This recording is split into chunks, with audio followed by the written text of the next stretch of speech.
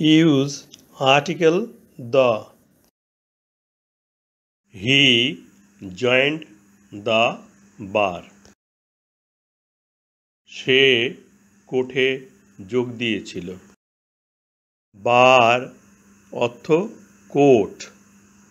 এটা একটি পেশা। পেশার নামের পূর্বে আর্টিকেল দি বসে, এই জন্য বার এর পূর্বে দি বসেছে। The is used before a word denoting profession. পেশা বা ব্যবসা বোঝায় এমন ওয়ার্ড এর পূর্বে দি বসে।